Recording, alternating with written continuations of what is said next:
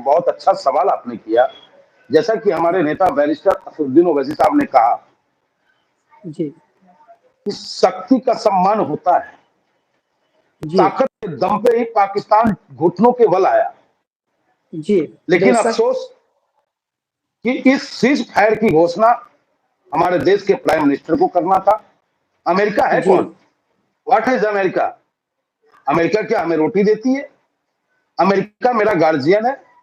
होगा कहीं का मज चौधरी वो, जी होगा कहीं का चौधरी वो, जी लेकिन हिंदुस्तान का चौधरी हिंदुस्तान का प्राइम मिनिस्टर होता है। और कहीं ना कहीं प्राइम मिनिस्टर इस मुद्दे पे बैकफुट पे रहे। और ये अमेरिका की एक साजिश भी है जिसे नकारा नहीं जा सकता है, क्योंकि जी अमेरिका नहीं चाहता कि हिंदुस्तान के ब्रह्मोस की गूंज पूरे वर्ल्ड में फैले।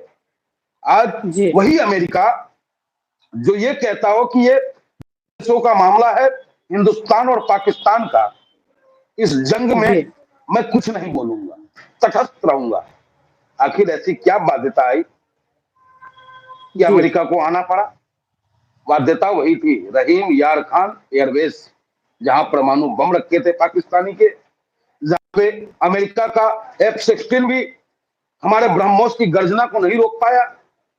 जी तो इन सब वजहों से हम हिंदुस्तानी खुश हैं। पाकिस्तानी पीटने के बाद भी कहता है कि जरा इस गाल पे मार के दिखा।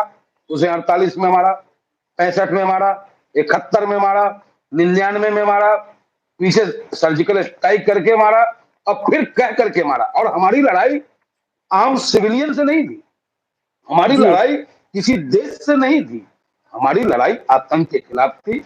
सिंदूर की कीमत चुकाना था उसे, और उसने चुकाया। जी।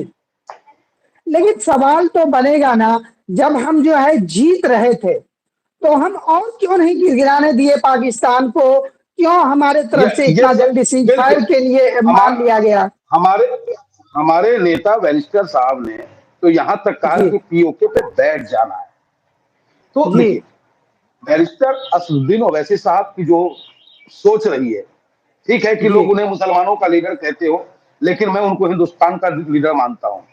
जिस दिन जी मैं इस पार्टी को ज्वाइन किया था, उस दिन पहला हिंदू चेहरा, पहला ब्राह्मण था, और हमें जी खुद के परिवार से लेकर के पूरे समाज का ट्रोल सहना पड़ा। लेकिन जी आज वही लोग सम्मान की दृष्टि से मुझे भी देख रहे हैं, वही लोग हमारे नेता की तारीफ में कसीदे करने का कार्य कर रहे हैं। तो मेरा कहना है कि जो हमारे नेता के करीब आएगा, वो फिर हमारे जी नेता को छोड़ के कभी नहीं जा सकता, क्योंकि हमारे नेता अच्छे इंसान हैं, हर किसी के दर्द को महसूस करते हैं, और हिंदुस्तान के जर्रे जर्रे में खुशहाली देखना उनकी तमन्ना है। प्राइम मिनिस्टर बनना तमन्ना नहीं है। तो मैं ये जानना चाहूंगा, जैसा आपने कहा कि हर कोई तारीफ करने पर मजबूर है, सोशल मीडिया के कमेंट्स और लगातार जो है जिस तरह की एक्टिविटी हो रही है, असदुद्दीन ओवैसी साहब को भारत की तरफ से एक हीरो के रूप में प्रस्तुत किया जा रहा है। लेकिन क्या लगता है, जिस तरह से तमाम जाति धर्म के लोग आज तारीफ करने पर मजबूर है, जिस तरह से असद साहब ने पाकिस्तान मुर्दाबाद के नारे लगाए, हिंदुस्तान जिंदाबाद की तो हमेशा लगाते हैं और लगाना भी चाहिए हर भारतीय को, क्या ये तमाम ट्रोलर जो खूब तारीफ कर रहे हैं या दूसरे धर्म से बिलोंग करते हैं, वो वोट कर पाएंगे क्या आने वाले चुनाव की, अगर मैं बात करूं उस पर?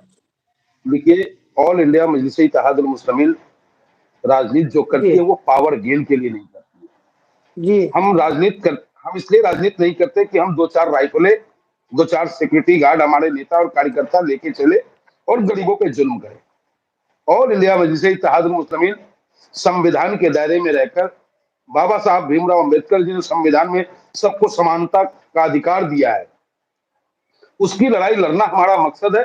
वोट तो जनता देगी, वोट जनता देगी, आज नहीं तो कल देगी। निश्चित रूप से जी हिंदुस्तान में सिर्फ दो ही पार्टियां अब नजर आएंगी, आप देख लेना। आने वाला वक्त जी ऑल इंडिया मजलिस इत्तेहादुल मुस्लिमीन का है। जिन लोगों ने हमारे नेता को समझ लिया है, वो निश्चित रूप से वो हमें वोट करेंगे, और इसका नजारा आपको आने वाले बिहार के चुनाव में नजर आएगा। बिहार की सत्ता की चाबी हमारे हाथों में होगी, और अब डिप्टी सीएम पे बात नहीं चलेगी, अब एक डिप्टी सीएम पे बात नहीं होगी। बिहार की जनता हमें इतनी ताकत देगी कि बिहार का मुख्यमंत्री अब्दुल इमान होगा।